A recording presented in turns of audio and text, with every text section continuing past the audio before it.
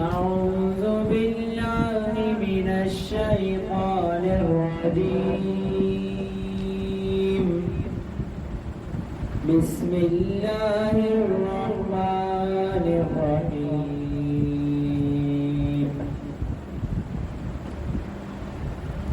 إن الذين قالوا ربنا الله ثم استقاموا تتنزل عليهم الملائكة ألا تخافوا ولا تحزنوا وأبشروا بالجنة التي كنتم توعدون نحن أولياؤكم في الحياة الدنيا وفي الآخرة ولكم فيها ما تشتهي أنفسكم ولكم فيها ما تدعون نزلا من غفور رحيم ومن أحسن قولا ممن دعا إلى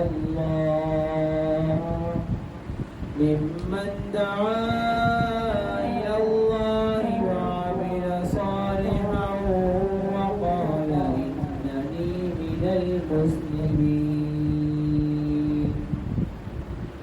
ولا تستوي الحسنة ولا السيئة ادفع بالتي هي أقوم فإذا الذي بينك وبينه عداوة كأنه ولي حميم صدق الله العظيم.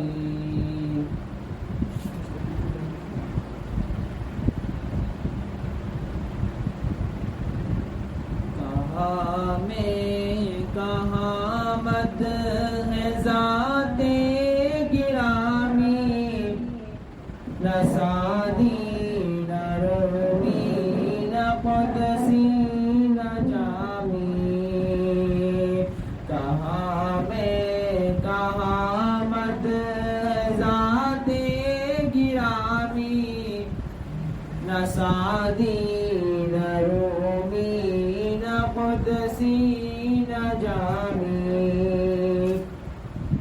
پسینے پسینے ہوا جا رہا ہوں کہاں یہ زباں اور کہاں نام نامی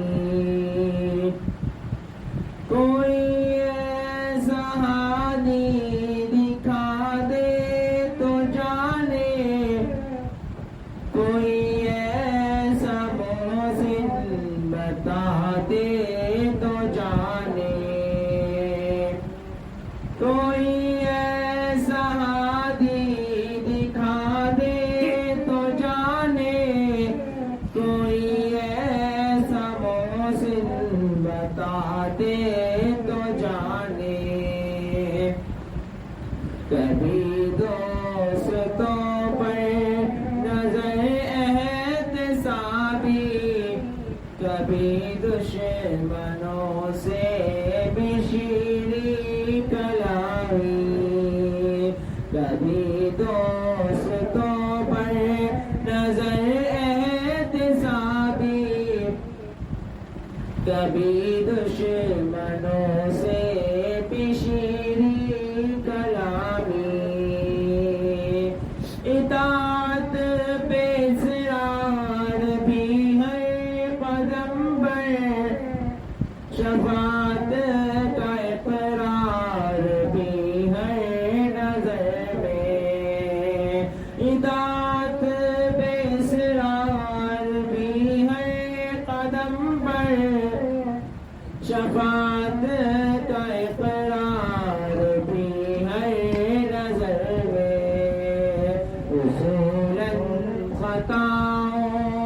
تنبیہ لیکن مزاجاً خطا کار بندوں کے حامی رسولاً خطاؤں پہ تنبیہ لیکن مزاجاً خطا کار بندوں کے حامی یہ آنسو جو آنکھوں سے میری رواں ہے عطائے شہنشاہ کون و مکان ہے یہ آنسو جو آنکھوں سے میری رواں ہے عطائے شہنشاہ کون و مکان ہے مجھے مل گیا جام صحبائے کوثر میرے کام آئی میری تشنکامی مجھے مل گیا جام صحبائے کوثر میرے کام آئی میری تشنکامی فقیروں کو کیا کام تبلو علم سے گداؤں کو کیا فکر جاؤ حشم کی فقیروں کو کیا کام تبلو علم سے گداؤں کو کیا فکر جاؤ حشم کی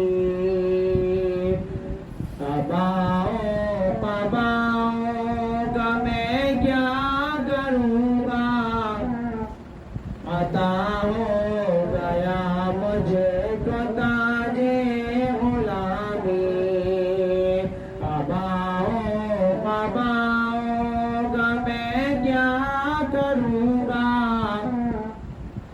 عطا ہو گیا مجھے کو تاج غلامی کہاں میں کہاں مد ذات گرامی نہ سادی نہ رومی نہ قدسی نہ جامی پسینے پسینے ہوا جا رہا ہوں کہاں یہ زبان کہاں نام نامی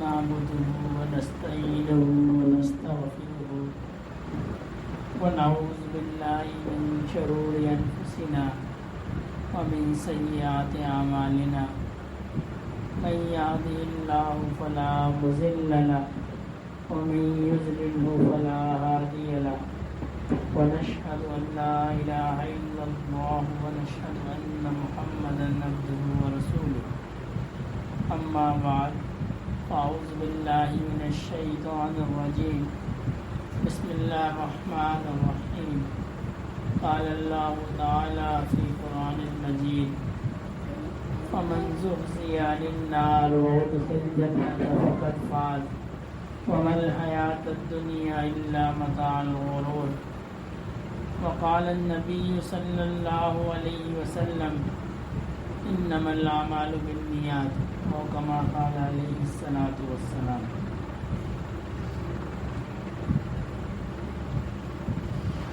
اللہ پاک نے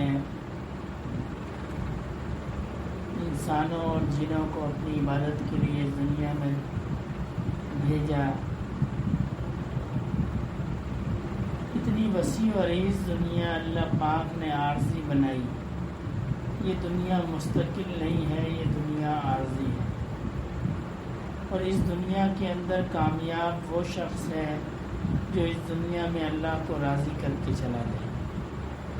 یہ جتنی بھی اللہ نے ہمیں عمر دی ہے، یہ عمر اللہ پاک نے ہمیں اپنے آپ کو راضی کرنے کے لیے دی۔ جو شخص اللہ کو راضی کر لیتا ہے وہ اس دنیا سے کامیاب گزر جاتا ہے، جو اللہ کو راضی نہیں کرتا وہ ناکام گزر جاتا ہے۔ جو آیت کریمہ میں نے پڑھی اس میں اللہ پاک نے یہی بات ارشاد فرمائی ہے کہ انسان دنیا کی کامیابی کو کامیابی سمجھتا ہے، جس کا بڑا کاروبار ہو گیا وہ کامیاب ہو گیا، جس کو مال و دولت مل گیا وہ کامیاب ہو گیا، بچے نے اسکول میں اچھے نمبر اٹھا لیے ہم کہتے ہیں کہ بچہ کامیاب ہو گیا، لیکن یہ کوئی بھی کامیابی نہیں ہے۔ اصل کامیابی تو یہ ہے کہ بندہ جہنم کی آگ سے بچ جائے اور جنت میں چلا جائے۔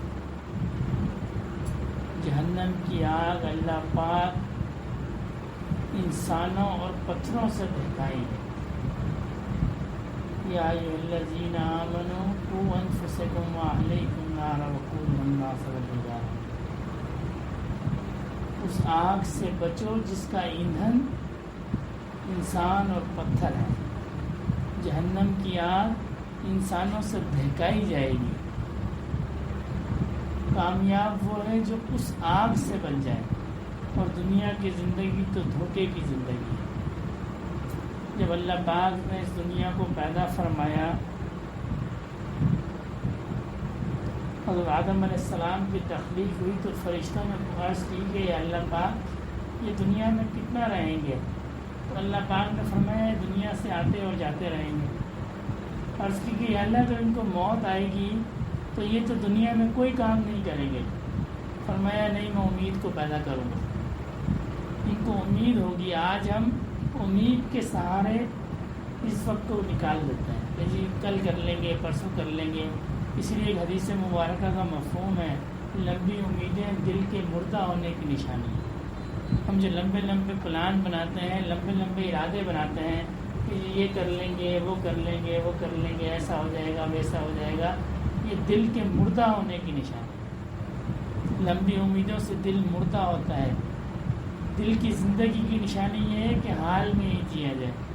بزرگ فرماتے ہیں جو فقیر ہوتا ہے نا اللہ کا، جو صوفی ہوتا ہے وہ حال میں جیتا ہے، نہ ماضی میں جیتا ہے نہ مستقبل میں جیتا ہے کہ جی ہم نے یہ کر دیا یا ہم یہ کر دیں گے، نہیں، حال میرا کیسا ہے؟ اگر میرا حال اللہ پاک کی مرضی کے مطابق ہے، جیسی زندگی اللہ پاک چاہتے ہیں میری زندگی ویسی ہے، پھر تو میں کامیاب ہوں۔ اگر میری زندگی ویسی نہیں ہے اور میں صرف سوچتا ہوں کہ جی میں مستقبل میں ایسا کر لوں گا جیسا اللہ کے حبیب صلی اللہ علیہ وسلم کہتے ہیں، پھر میں کامیاب نہیں ہوں۔ اس لیے کہ مستقبل کسی نے نہیں دیکھا ہے، ہم حال میں جیتے ہیں۔ جو کچھ ہم کر رہے ہیں یہ ہمارا حال ہے۔ اگر اچھا کر رہے ہیں تو ہم کامیاب ہیں، اگر اچھا نہیں کر رہے تو کامیاب نہیں ہیں۔ اس لیے کہ موت کا فرشتہ مستقبل میں نہیں آئے گا، وہ حال میں آئے گا۔ ہم جس حالت میں ہوں گے اس حالت میں وہ موت کا فرشتہ آ کے ہمیں لے جائے گا۔ مستقبل میں نہیں آئے گا، وہ حال میں آئے گا۔ اب وہ حال کب آتا ہے؟ کسی کا 20 سال، کسی کا 40 سال، کسی کا 80 سال، کسی کا 100 سال، یہ اللہ پاک جانتے ہیں جی اس کا وقت کب آئے گا۔ لیکن جب بھی اس کا وقت آئے گا اس کو اسی وقت اس کے ساتھ جانا پڑے گا۔ وہ یہ نہیں کہہ سکتا کہ جی مجھے تیاری کے لیے وقت دے دیں۔ یہ جو آج اللہ نے ہمیں دیا ہے یہ اللہ کا دیا ہوا وقت ہے، اور جب اللہ پاک چاہیں گے اس وقت کو ختم کر دیں۔ ہماری امیدیں ساری کی ساری دھری کی دھری رہ جائیں گی، سارے پلان دھرے کے دھرے رہ جائیں گے۔ وہ ضروری کام جن کو ہم سمجھتے ہیں اس کے بغیر تو گزارا ہی نہیں ہے، وہ سب ویسے کے ویسے پڑے رہیں گے۔ کئی مشاہدہ ہے، آپ نے بھی دیکھا ہوگا، بندہ رات کو سوتا ہے صبح اٹھتا ہی نہیں ہے، حالانکہ جب وہ سوتا ہے تو خود بھی کئی پلاننگ اس نے کی ہوتی ہے، جی میں نے یہ کرنا ہے، صبح اٹھ کے میں نے اسکول جانا ہے، میں نے آفس جانا ہے، میں نے ملازمت کی جگہ پہ جانا ہے، بچوں کے لیے یہ لانا ہے، یہ کام کرنا ہے، لیکن اللہ اس کو مہلت نہیں دیتا۔ وہ ساری امیدیں اس کی وہیں ختم ہو جاتی ہیں۔ اس لیے نیند کے بارے میں فرمایا نا آدھی موت ہے، اللہم بسمک کا منہ تو واحیا۔ اٹھنے کے بعد ہم دعا کرتے ہیں اللہ تعالیٰ شکر ہے آپ نے ہمیں دوبارہ زندگی دے دی۔ نہ اٹھیں، سوتا رہ جائے گا بندہ، اس کی زندگی کا کیا بھروسہ ہے؟ تو زندگی اللہ پاک نے عبادت کے لیے دی ہے، اللہ کو راضی کرنے کے لیے دی ہے۔ ضرور دنیا کے کام کریں، اللہ پاک نے دنیا کو اسباب کے تحت بنایا ہے، بالکل دنیا کے کام کریں، دنیا کا ہر وہ جائز کام جس سے معاش ملتا ہو، جس سے روزگار ملتا ہو، اللہ پاک نے اس کو بھی عبادت لکھ دی ہے۔ ایک حدیث شریف کا مفہوم ہے، ایک شخص جو ہے نبی کریم صلی اللہ علیہ وسلم کے سامنے سے گزرا تو اس کے کپڑے وپڑے ذرا خراب تھے، ایسے پرانے پھٹے اور محنت کی نشانی تھی، تو کسی نے عرض کی مجلس میں سے، یا رسول اللہ کتنا اچھا ہوتا اگر یہ اللہ کے راستے میں جا رہا ہوتا، یعنی ان سے مراد کی جہاد تھی کہ کتنا اچھا ہوتا کہ یہ اللہ کے راستے میں جا رہا ہوتا۔ تو نبی کریم صلی اللہ علیہ وسلم نے فرمایا کہ اگر یہ اپنے بچوں کے رزق کے لیے جا رہا ہے تو یہ بھی اللہ کا راستہ ہے۔ القاسب و حبیب اللہ، میں اکثر اس پہ غور کرتا ہوں کہ اللہ پاک نے عالم کو نہیں بنایا کہ جی میرا دوست ہے، حافظ اللہ کا دوست اللہ نے نہیں فرمایا، اللہ نے کسی اور کو، دیندار کو اپنا دوست نہیں فرمایا، نمازی کو نہیں فرمایا، محنت کرنے والے کو فرمایا القاسب و حبیب اللہ، جو محنت کر کے رزق کماتا ہے وہ اللہ کا دوست ہے۔ تو رزق کا منع نہیں ہے، کمانے کا منع نہیں ہے، کسی کام کا منع، صرف اللہ پاک یہ چاہتے ہیں کہ بندہ دنیا کے اندر رہتے ہوئے مجھے راضی کرے، خوب کمائے، کوئی حرج نہیں ہے۔ حضرت سلمان علیہ السلام کو اللہ نے کیسی حکومت دی، بادشاہ، ایسے اللہ والے گزرے ہیں، شیخ عبداللہ احرار رحمۃ اللہ علیہ گزرے ہیں، اتنا ان کے پاس مال تھا کہ جس سے سونے کو، جس سے گھوڑے کو باندھتے تھے وہ کیلے بھی سونے کی، اتنی اللہ نے ان کے ہاتھ میں برکت رکھی تھی۔ فرمایا جو میں تجارت کرتا ہوں اس میں اتنی برکت ہے، لیکن دل میں نے کوئی اللہ والے ان سے ملنے آئے تو دیکھا کہ جی یہ جگہ جگہ سونے کی کیلیں گڑی ہوئی ہیں، تو ان سے کہنے لگے جی فقیر کا دولت سے کیا کام۔ فارسی کا ایک شعر پڑھا جس کا ترجمہ اس طرح تھا کہ فقیر کا دولت سے کیا کام۔ تو رات ان کے پاس ٹھہر گئے، سوئے، خواب دیکھا کہ میدان حشر ہے، اور اس میں یہ چونکہ غریب تھے، ان کے پاس مال و دولت نہیں تھا، تو کوئی قرض خواہ ہے جس نے ان کو پکڑا ہوا ہے، کہتا ہے جی میرا قرض دو ورنہ نیکیاں دو۔ تو اتنے میں حضرت عبداللہ احرار رحمۃ اللہ علیہ پہ نظر پڑ گئی، تو انہوں نے دیکھا کیا معاملہ ہے خواب میں، تو کہنے لگے جی یہ اس سے میں نے دنیا میں قرض لیا تھا، میں ادا نہیں کر سکا، تو یہ میرے پیچھے پڑ گیا ہے۔ تو انہوں نے اس دولت میں سے اس کو قرض ادا کر دیا، ان کی آنکھ کھل گئی۔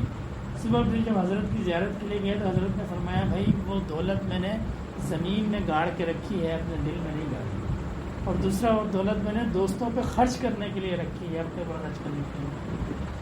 تو دولت کمانا کوئی عیب نہیں ہے، دنیا کمانا کوئی عیب نہیں ہے، لیکن اس میں رہتے ہوئے اللہ کو راضی کرنا ہے، یہ کمال ہے۔ بعض لوگ کہتے ہیں جی جنگلوں میں چلے جاؤ، گئے بھی ہیں بزرگ، جنگلوں میں بھی چلے گئے، لیکن یہ کمال نہیں ہے۔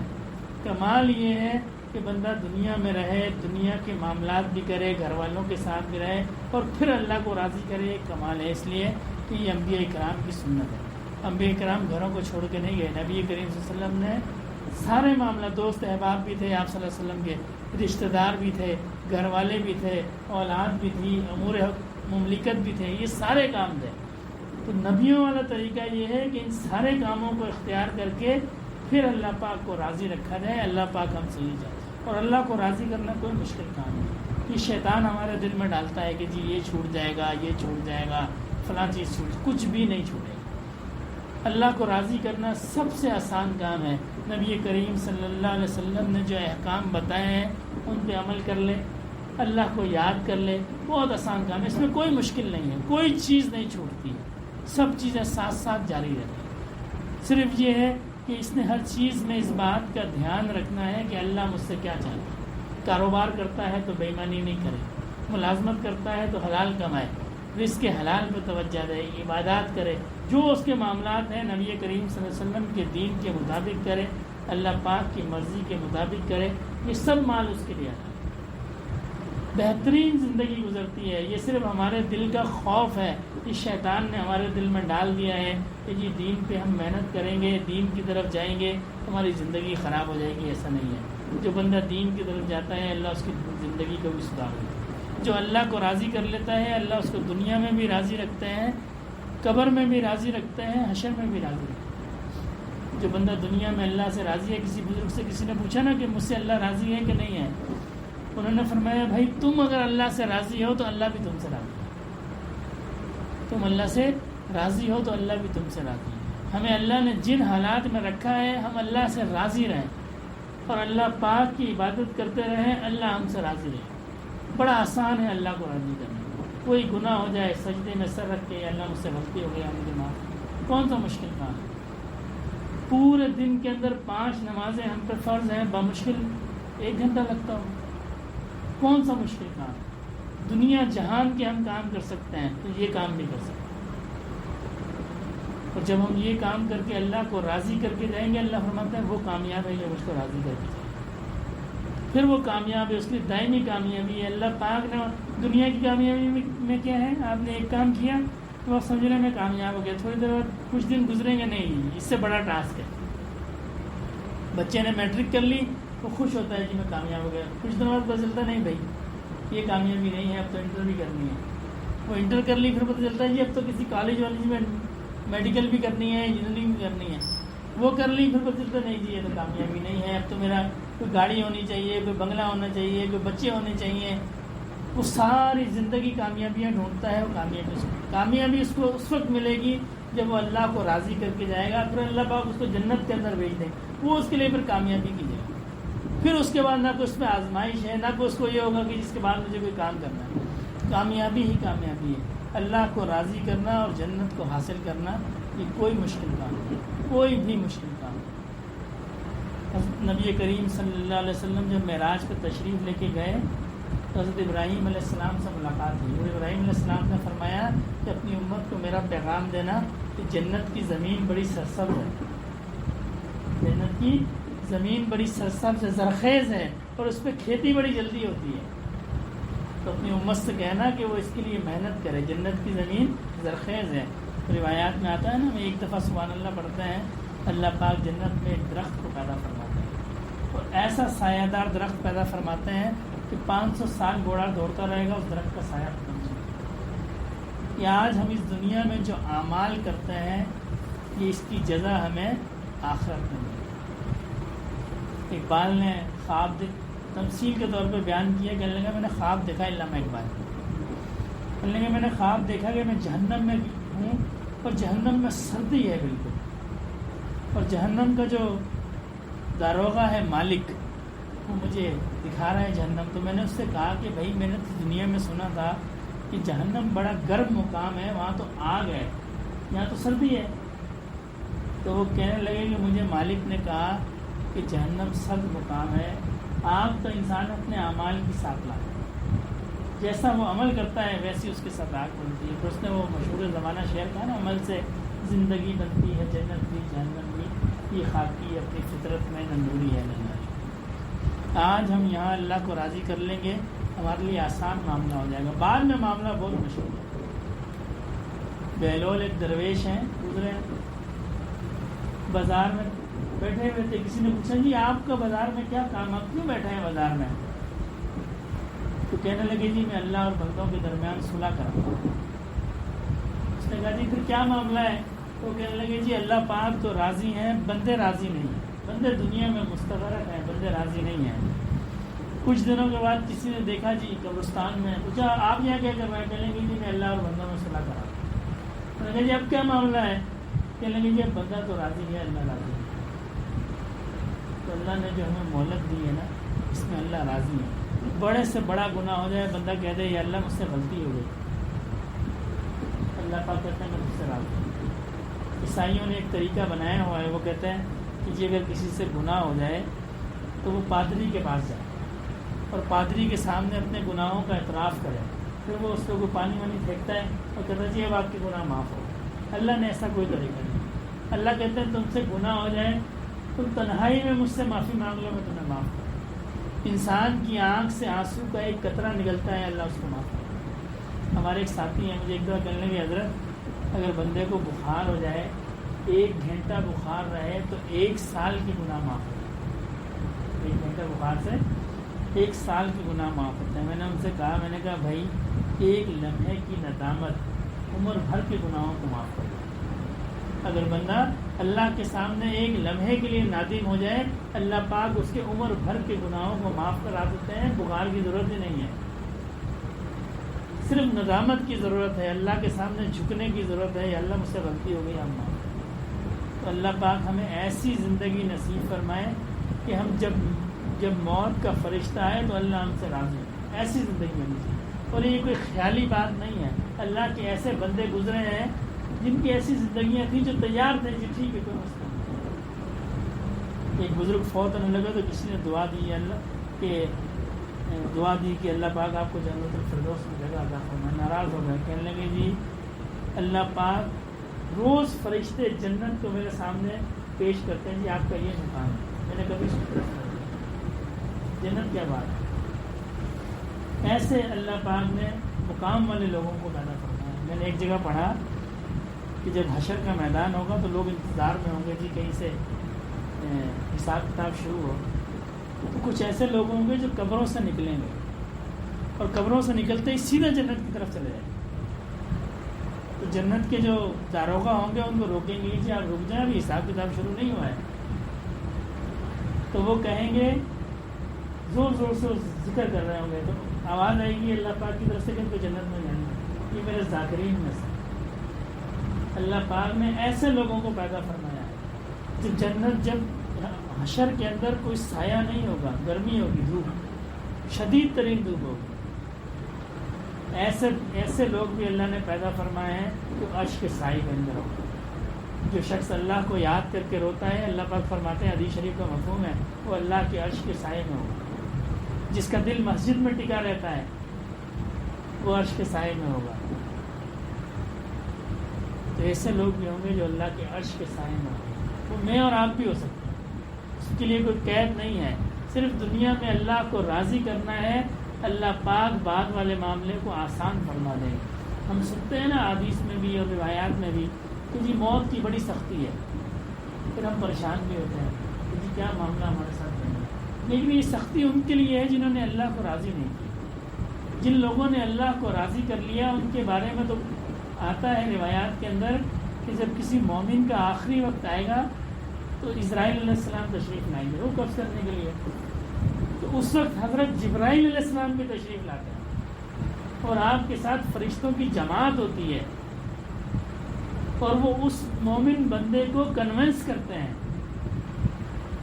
زبردستی نہیں کرتے، کنونس کرتے ہیں کہ جی آپ کا یہ مقام ہے، اللہ نے آپ کے لیے یہ نعمت رکھی ہے، اللہ نے آپ کے لیے اس کو مقام دکھایا جاتا ہے کہ یہاں تم نے جانا ہے.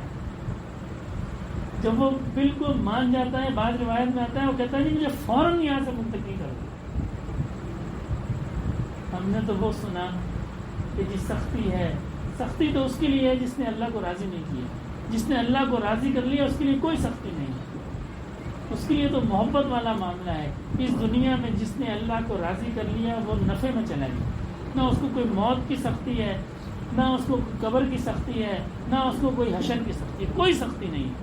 یہ سختی تو ان لوگوں کے لیے ہے جنہوں نے اللہ کو راضی نہیں کیا. اور عجیب بات یہ ہے کہ جو لوگ اللہ کو راضی نہیں کرتے وہ مانگے دہل کہتے ہیں جی دیکھا جائے گا، دیکھا جائے گا، جب مرے گا تو دیکھا جائے گا. یا پھر کہتے ہیں جی اللہ معاف کرنے والے ہیں. اللہ تو معاف ان کو کرنے والے ہیں جو اللہ کو راضی کرتے ہیں. اللہ کو راضی کرتے ہیں، پھر کوئی غلطی ہوتی ہے اللہ ان کو معاف کر دیتے ہیں. وہ اللہ سے توبہ کرتے ہیں. جو بندہ اللہ سے توبہ کرتا ہے اللہ اس کو معاف کرتا ہے. یہ نہیں ہے کہ بندہ بغاوت کرتا رہے اور پھر کہے جی اللہ تو معاف کرنے والے ہیں. اللہ نے ان سے معافی کا وعدہ نہیں فرمایا. اللہ نے معافی کا وعدہ ان سے فرمایا ہے جو اللہ کو راضی کرتے ہیں، پھر ان سے غلطی ہوتی ہے، پھر توبہ کرتے ہیں یا اللہ مجھ سے غلطی ہو گئی آپ معاف کر دیں. اللہ نے وعدہ فرمایا ہے میں اس کو معاف کر دوں. آج ہمارے یہاں الٹا چکر ہے، جو دیندار ہے اس سے کوئی غلطی ہو جائے سب اس کو مل کے رگڑ دیتا ہے کہ جی یہ اس نے کیا کر دیا. حالانکہ اس کے ساتھ تو اللہ کا وعدہ تھا، وہ اللہ کے دین پہ چلنے کی کوشش کرتا تھا، اس سے غلطی ہو گئی وہ توبہ کرے گا، اللہ اس کو معاف کر دے. تو اس دنیا میں کمال یہ ہے، اس دنیا کا حاصل یہ ہے کہ ہم اللہ کو راضی کریں. ہم اللہ کو راضی کر لیں گے پھر سارے معاملے دنیا کے معاملات بھی آسان ہیں. لیکن بندہ اللہ کا ذکر کرتا ہے، اللہ فرماتے ہیں اللہ بذکر اللہ تطمئن القلوب. تمہارے دلوں کو اطمینان رہے گا جب تک تم اللہ کو یاد کرتے رہو گے، تمہارے دلوں کو اطمینان رہے گا. اس لیے کہ اللہ نے اپنے ذکر میں دلوں کا سکون رکھا ہے. کتنی دل کا اطمینان، یہ کتنی بڑی نعمت ہے. یہ اس سے پوچھیں اس کو رات کو نیند نہیں آتی، جس کو پریشانیاں لگی رہتی ہیں، کہ دل میں جس کے سکون ہے، یہ کتنی بڑی نعمت ہے۔ لوگ نفسیاتی ہسپتالوں میں جاتے ہیں، ڈاکٹروں کے پاس جاتے ہیں، ہزاروں روپے کی میڈیسن کھا لیتے ہیں، یہ سکون نہیں ہے۔ تو کتنا آسان سا نسخہ ہے، اللہ کی یاد رکھو، اللہ پاک دل کو اطمینان دے، دل کو سکون دے۔ اور اس سے بڑھ کے جب کیفیت ہوتی ہے کہ اللہ پاک میرے ساتھ ہیں۔ نبی کریم صلی اللہ علیہ وسلم نے جب معراج فرمائی، حضرت صدیق ساتھ تھے، تو آپ کو بعد ایسا محسوس ہوا اندر کہ کسی مقام پہ کسی دشمن بالکل نزدیک پہنچ گئے، یہاں تک کہ بعض روایت میں آتا ہے جی قدموں کی آہٹ بھی حضرت صدیق نے سنی کہ جی قدموں کی آہٹ سنائی دی، تو آپ تھوڑے گھبرائے، تو رسول اللہ صلی اللہ علیہ وسلم نے فرمایا لا تحزن ان اللہ، ڈرو نہیں، اللہ ہمارے ساتھ ہے، ڈرو نہیں۔ تو جس کو یہ یقین ہو جائے، جس کو یہ کیفیت حاصل ہو جائے اللہ میرے ساتھ ہے، اس کی زندگی میں کیا دکھ ہے؟ کوئی دکھ نہیں، کوئی تکلیف نہیں ہے۔ لاکھوں کا بھی نقصان ہو جائے گا تو اس کے دل کو یہ اطمینان ہوگا جی اللہ میرے ساتھ ہے، لا تحزن ان اللہ معنا، ڈرو نہیں اللہ ہمارے ساتھ۔ اس کیفیت کو حاصل کرنے کے لیے اللہ والوں کی صحبت میں آنا پڑے گا، اللہ کا ذکر کرنا ہے۔ جتنا ہم اللہ کو یاد کرتے ہیں اللہ بھی ہمیں یاد کرتے ہیں، یہ دو طرفہ محبت ہے، ایک طرفہ محبت نہیں ہے۔ ہم اللہ کو یاد کرتے ہیں، اللہ ہمارے کو یاد کرتے ہیں۔ اللہ کو یاد کرتے رہیں گے، ایک وقت ایسا آ جائے گا ہمارے دل میں یہ بات بالکل راسخ ہو جائے گی کہ اللہ ہمارے ساتھ ہے۔ اس سے دو نفع ہوں گے، ایک تو طبیعت میں اضطراب پیدا نہیں ہوگا، اطمینان رہے گا۔ کسی خاص واقعے میں اگر اضطراب پیدا بھی ہوگا لیکن وہ وقتی ہوگا، طبیعت پرسکون رہے گی کہ اللہ میرے ساتھ ہے۔ دوسرا، اس سے گناہ کم ہوں گے، اس لیے کہ اس کو جب یہ کیفیت حاصل ہو جائے گی کہ اللہ میرے ساتھ ہیں، پھر اس کو خوف محسوس ہوگا جی میں یہ گناہ کرتا ہوں اللہ میرے ساتھ ہے۔ ہمیں ان دونوں میں کوئی کیفیت حاصل نہیں ہے، اس لیے ہم حالت اضطراب میں بھی رہتے ہیں، مسائل میں پریشان بھی رہتے ہیں اور گناہ بھی ہم سے ہوتے ہیں۔ تو دعا فرمائیں اللہ پاک ہمیں صالحین کی صحبت نصیب فرمائیں اور اپنے ذکر کی توفیق عطا فرمائیں۔ تھوڑی دیر اللہ کا ذکر کریں گے، تمام ساتھی 3 دفعہ استغفار، 10 دفعہ درود شریف، 10 دفعہ تیسرا کلمہ، 11 دفعہ سورہ اخلاص اور 1 دفعہ سورہ فاتحہ۔ استغفر اللہ۔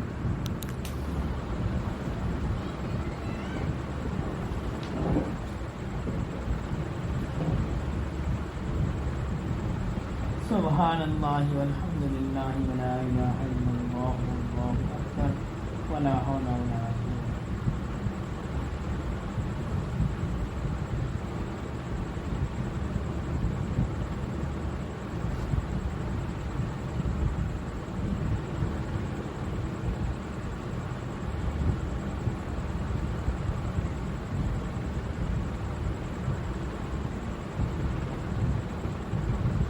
قل هو الله احد الله الصمد لم يلد ولم يولد ولم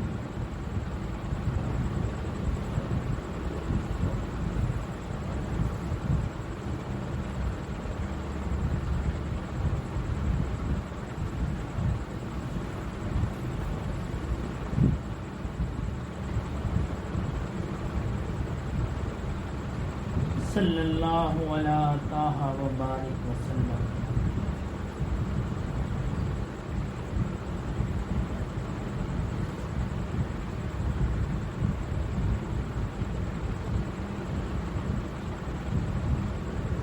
الحمدللہ رب العالمین الرحمن الرحیم مالک یوم الدین ایاک نعبد و ایاک نستعین اهدنا الصراط المستقیم صراط الذین انعمت علیہم غیر المغضوب علیہم ولا الضالین۔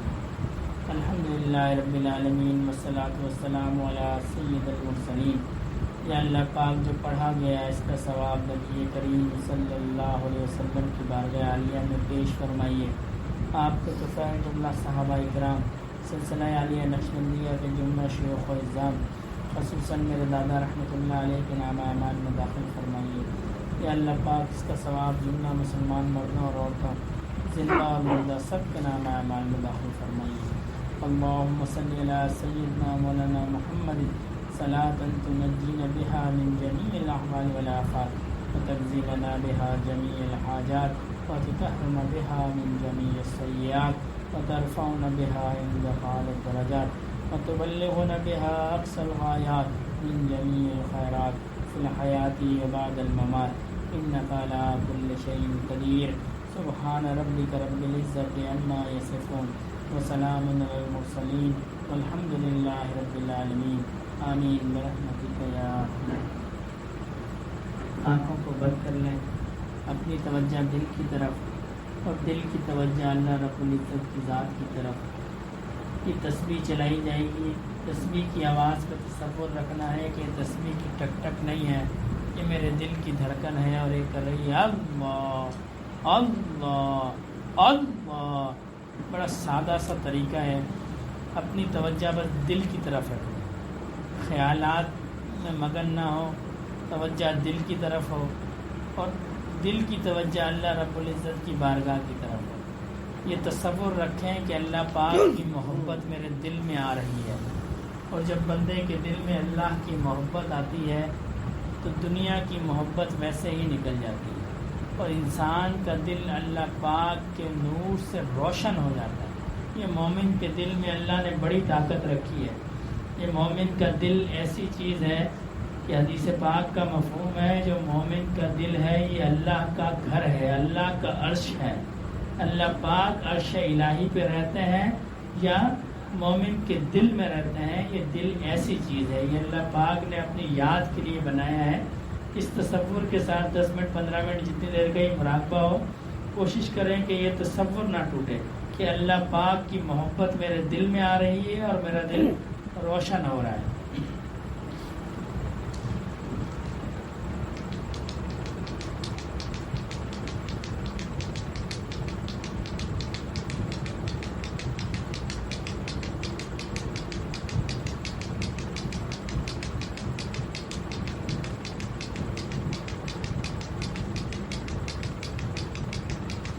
إنما المؤمنون الذين إذا ذكر الله وجلت قلوبهم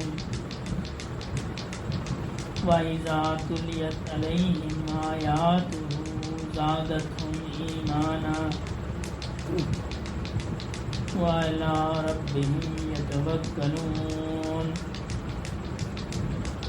الذين يقيمون الصلاة ومما رزقناهم ينفقون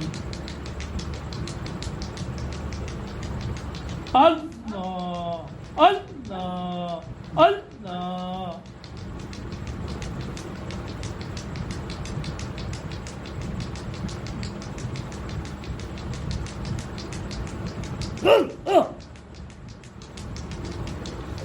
نہ دنیا سے نہ دولت سے نہ گھر آباد کرنے سے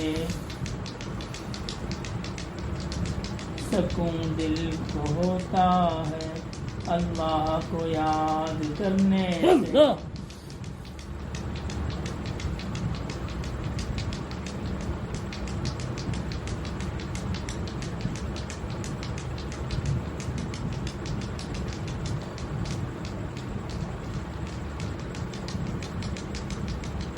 اللہ اللہ اللہ۔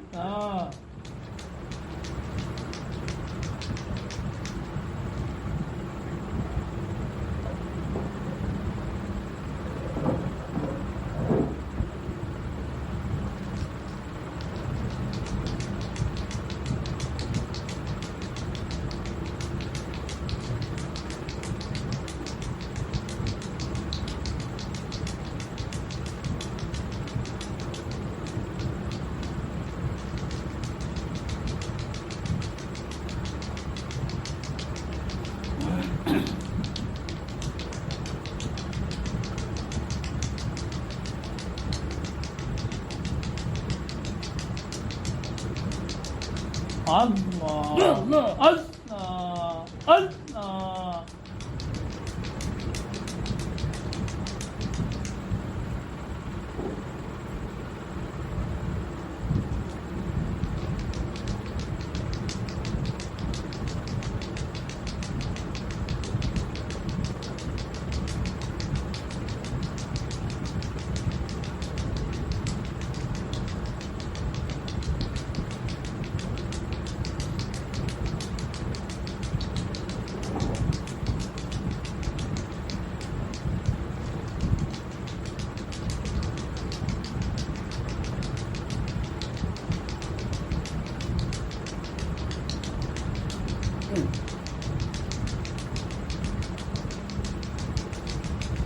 اللہ اللہ اللہ اللہ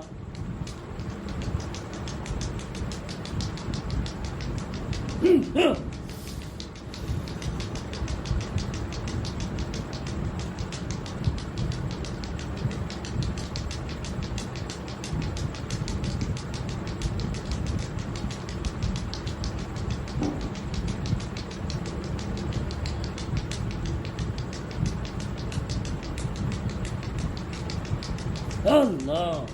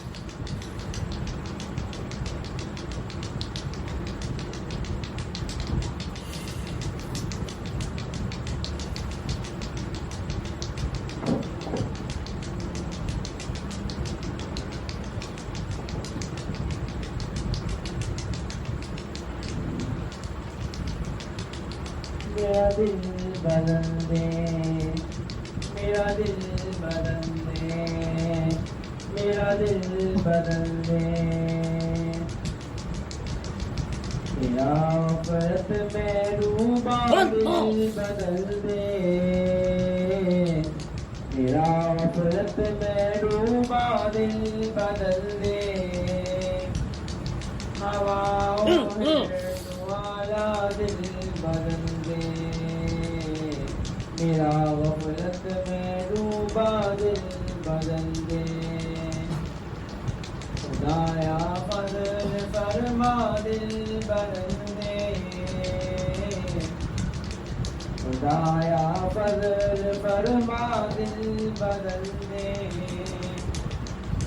دل کی دنیا دل بدل دے میرا غفلت میں ڈوبا دل بدل دے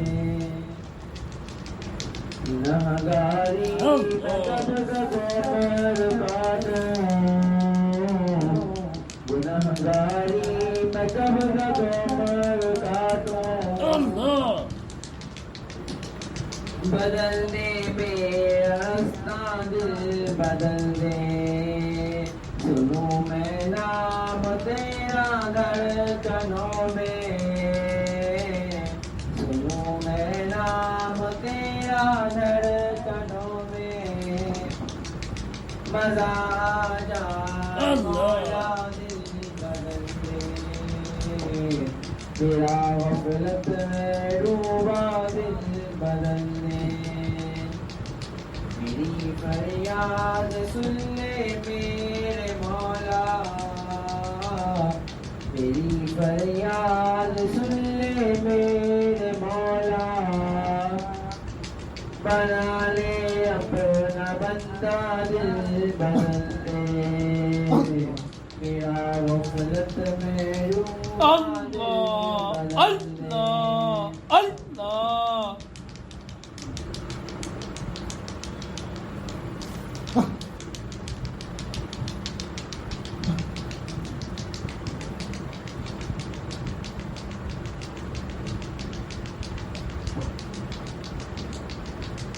جگہ جی لگانے کی دنیا نہیں ہے یہ عبرت ہے تماشا نہیں ہے جگہ جی لگانے کی دنیا نہیں ہے یہ عبرت کی جان ہے تماشا نہیں ہے جہاں میں ہے بت کے ہر سون ہے مگر تجھے کو اندھا کیا کبھی غور سے بھی دیکھا ہے تو نے جو معمور تھے وہ محل اپن سونے جگہ دی لگا دے دنیا نہیں ہے یہ عبرت کی جا ہے تماشا نہیں ہے ملے خاک میں ہے لشاں کیسے کیسے زمین ہو گئی لامکاں کیسے کیسے ہوئے نام ہوئے بے نشاں کیسے کیسے زمین آ گئی نوجواں کیسے کیسے لگانے دنیا نہیں ہے یہ قدرت کی جان ہے تماشا نہیں ہے تجھے پہلے بچپن برسوں کھلایا جوانی نے پھر تجھ کو مجنون بنایا بڑھاپے نے پھر آگے کیا کیا ستایا اجل تیرا کر دے گی بالکل صفایا لگانے کی دنیا نہیں ہے یہ قدرت کی جان ہے تماشا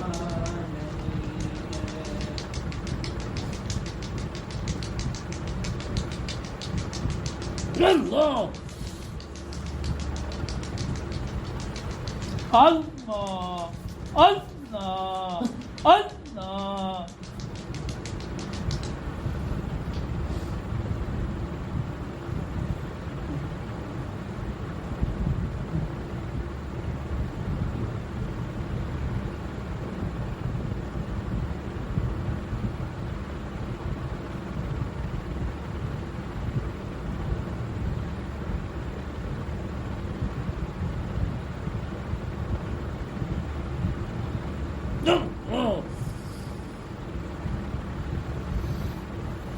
دعائے خیر الحمدللہ رب العالمین الرحمن الرحیم مالک یوم الدین ایاک نعبد و ایاک نستعین اهدنا الصراط المستقیم صراط الذین انعمت علیہم غیر المغضوب علیہم ولا الضالین ربنا ظلمنا انفسنا وان لم تغفر لنا وترحمنا لنكونن من الخاسرین ربنا لا تؤاخذنا ان نسینا واخطانا ربنا ولا تحمل علينا إصرا كما حملته على الذين من قبلنا ربنا ولا تحملنا ما لا طاقة لنا به واعف عنا واغفر لنا وارحمنا أنت مولانا فانصرنا على القوم الكافرين ربنا لا تزغ قلوبنا بعد إذ هديتنا وهب لنا من لدنك رحمة إنك أنت الوهاب ربنا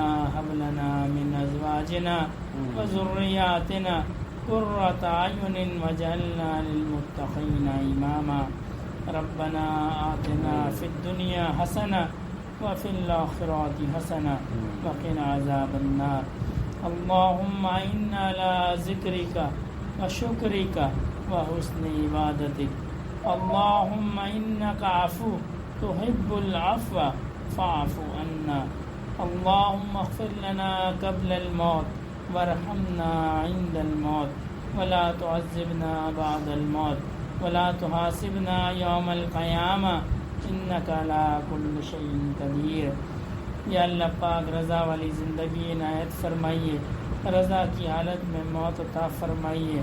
یا اللہ پاک ہم سے جو گناہ ہو گئے، اعلانیہ ہوں یا خفیہ ہوں، بڑے ہوں یا چھوٹے ہوں، یا اللہ پاک اپنی رحمت سے تمام گناہوں کو معاف فرمائیے۔ یا اللہ پاک نبی کریم صلی اللہ علیہ وسلم کے دین پہ چلنے کی توفیق عطا فرمائیے۔ یا اللہ پاک روز محشر نبی کریم صلی اللہ علیہ وسلم کے دست اقدس سے حوض کوثر کا پیالہ نصیب فرمائیے۔ یا اللہ پاک جو بیمار ہیں ان کو صحت عطا فرمائیے، جو تنگ دست ہیں ان کی تنگ دستی کو دور فرمائیے، جو قرض میں مبتلا ہیں غیب کے خزانوں سے ان کا قرض ادا فرمائیے۔ یا اللہ پاک جو اولاد کی نعمت سے محروم ہیں نیک صالح اولاد عطا فرمائیے، جو اولاد نرینہ کی نعمت سے محروم ہیں نیک صالح وارث عطا فرمائیے۔ یا اللہ پاک ہمارے جو بڑے اس دنیا سے چلے گئے ان کی قبور کو جنت کے باغوں میں سے باغ بنائیے۔ یا اللہ پاک جو بڑے حیات ہیں ان کی خدمت کرنے کی توفیق عطا فرمائیے۔ یا اللہ پاک جو مانگ سکے وہ بھی عطا فرمائیے، جو نہ مانگ سکے وہ بھی عطا فرمائیے۔ یا اللہ پاک حاضرین مجلس کی ہر قسم کی خواہشات کو پورا فرمائیے۔ یا اللہ پاک ہم پر رحم فرمائیے۔ اللہم صلی علی سیدنا مولانا محمد صلاۃ تنجینا بها من جمیع الاحوال والآفات وتقضی لنا بها جمیع الحاجات وتطہرنا بها من جمیع السیئات وترفعنا بها عندک اعلی الدرجات وتبلغنا بها اقصى الغایات من جمیع الخیرات فی الحیاة وبعد الممات انک علی کل شیء قدیر۔ سبحان ربک رب العزة عما یصفون وسلام علی المرسلین والحمد للہ رب العالمین۔ آمین برحمتک یا ارحم الراحمین، آمین یا رب العالمین۔